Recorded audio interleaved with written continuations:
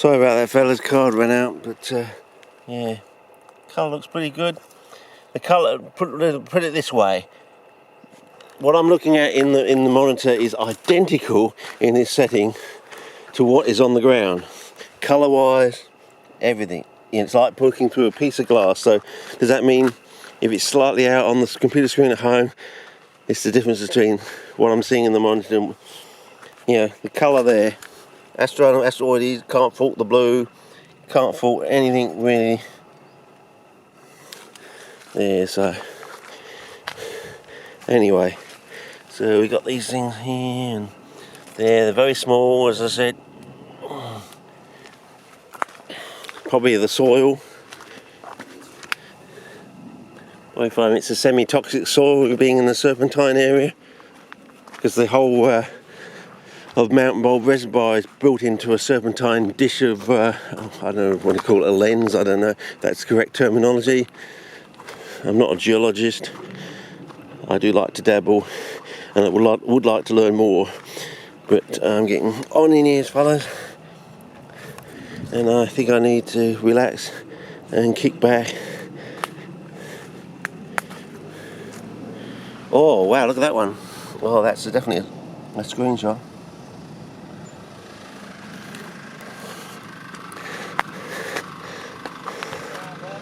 Yeah, just looking at the sun dews. Yeah, you know me. I had a chat with you last year. Yeah, that's all right. Okay, see ya.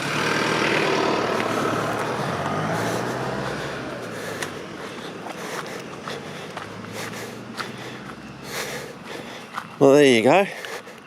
Told you. So, that's what I told you in one of the earlier clips, and you heard it from the man himself. So now take my verbiage about Stuart McPherson on board.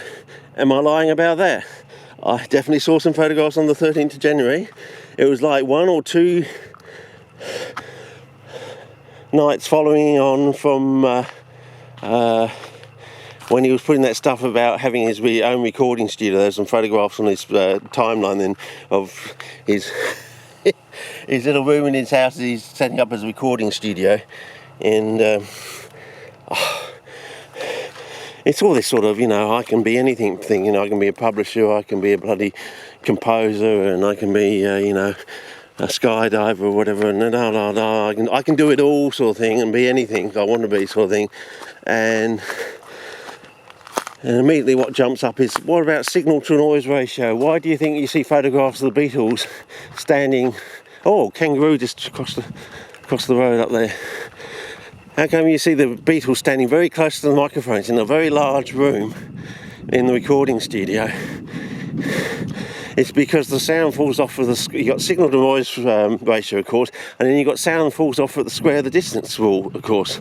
So as it goes out towards the walls, it's getting softer. So by the time it reaches the furbishment on the walls for the acoustic furbishment on the walls for probably egg cartons, whatever. It's much easier to absorb a smaller sound and then a larger sound into the walls, you see. So you get a better signal to noise ratio, see. But he's in a very small room. They say for these computer packages you want to start up with the best sort of quality you can. But if you do that, you shouldn't really be doing, in quotes, a sound booth. To get the best signal to noise ratio, you really need to have close to the microphone in a very large room with absorption on the walls if possible, and the best you can get for your money sort of thing. You can't, go beyond what is physically possible in the past sort of thing, So, there's limits to things, you can only push things so far, and old techniques are sometimes some of the best.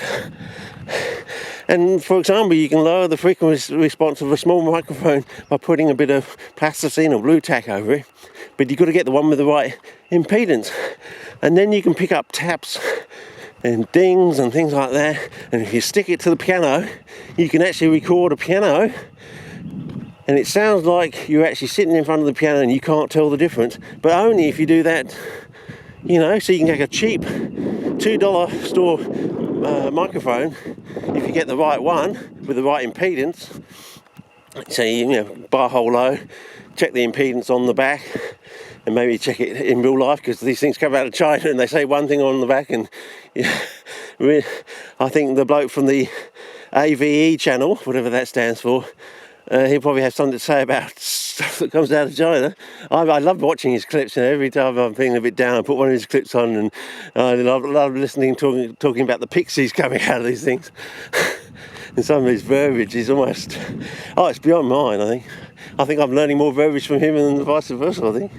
But, yeah.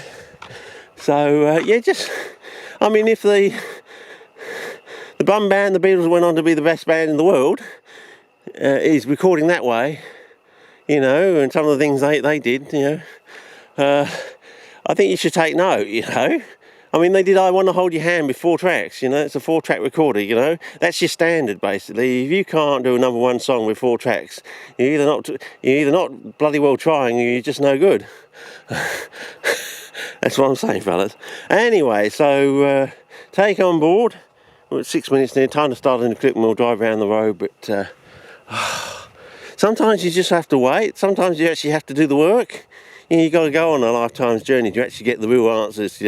If you want the 4-inch trap with the natural look and everything, and go beyond, so it's got the natural look, but it's got the size beyond and the speed of growth beyond that, you got to put the work in, fellas. You know, there are no shortcuts. So you're either going to get there, or you're going to die trying. Yeah, fellas, I know I have to put my seatbelt on. Okay, so we're in the car, 7 minutes, we'll start a new clip here.